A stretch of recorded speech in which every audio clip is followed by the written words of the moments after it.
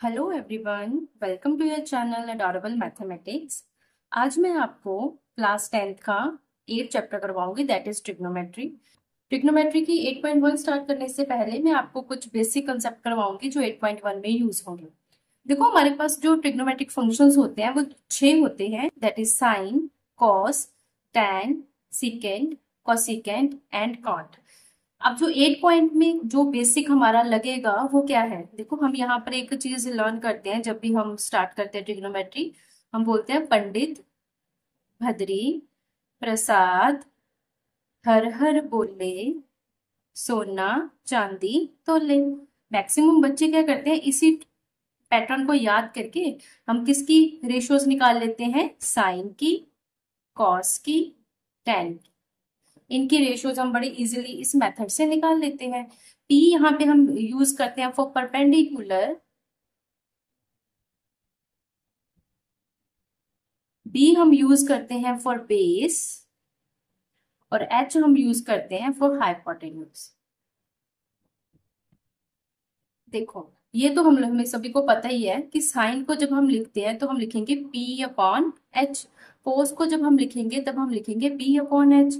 और टेन को हम लिखेंगे P अपॉन बी। जैसे ही वो लिखे हुए हैं बस एज इट इज उनको हम डिवाइड करके इनकी रेशियोज निकाल देते हैं। हाँ, हम बच्चे कंफ्यूज कहाँ पे होते हैं कि इनका रेसिप्रोकल क्या है। मतलब साइन को हम और किस फॉर्म में लिख सकते हैं, दैट इज 1 बाय कोसिकेंड। कोस को हम 1 बाय सेकेंड लिखते हैं और टेन को हम 1 बाय कोट लिखते हैं। जिसमें हमारे बच्चे हमेशा क्या हो जाते हैं, कंफ्यूज हो जाते हैं और क्वेश्चन को गलत कर देते हैं। देखो, आपने जैसे ये पैटर्न लर्न किया ही हुआ है तो आपने इसमें एक और लाइन लर्न कर लेनी है, दैट इज पंडित भद्री प्रसाद हर हर बोले सोना चांदी तोले चांदी सोना चमकाए। बस आपने चांदी सोना चमकाए ये याद कर लेना है। इससे आपको पता लगेगा जो फर्स्ट है वो आपका होगा कोसिकेंड, सेकंड आपका होगा सीकेंड, और लास्ट का आपका सी होगा कॉट। अब देखो, आपको इसको सी, जैसे दो सी है ना, इसको लर्न करने का तरीका क्या है?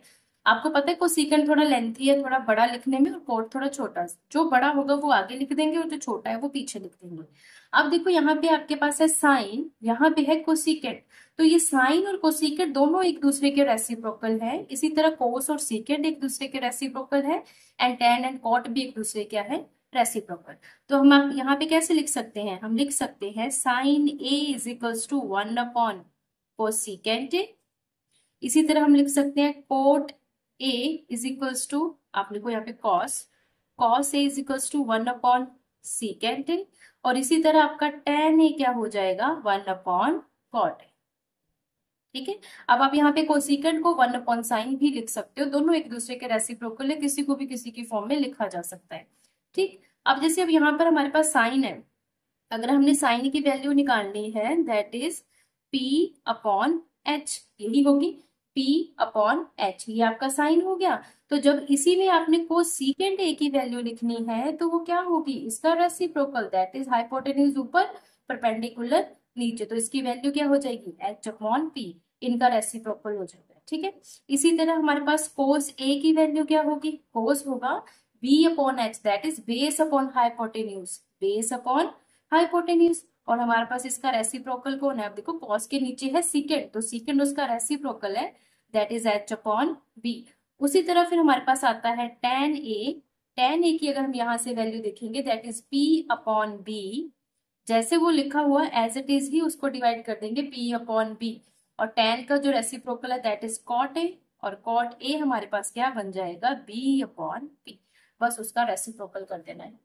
ठीक है। देखो, ये जो चीज है ना, अब ये वाला फर्स्ट कंसेप्ट जो मैंने आज आपको बताया ये हमारा 8.1 में यूज होगा। अब नेक्स्ट वीडियो में मैं आपको एक और चीज बताऊंगी जिसमें आपने देखना है कि हमारे पास जो राइट एंगल ट्रायंगल होती है उसमें हम बेस और परपेंडिकुलर हाइपोटेन्यूज चूज करते हैं। देखो, हाइपोटेन्यूज तो सेम ही रहता है, लेकिन परपेंडिकुलर और बेस ये दोनों चीजें चेंज हो जाती हैं, और ये डिपेंड करता है कि हम कौन सा एक्यूट एंगल कंसीडर कर रहे हैं। तो इसके इसके लिए मैं एक नेक्स्ट वीडियो बनाऊंगी, तब तक आप इस कंसेप्ट को समझो। अगर कोई भी दिक्कत हो, कोई भी प्रॉब्लम हो तो आप मुझे जरूर बताना। Okay, thank you.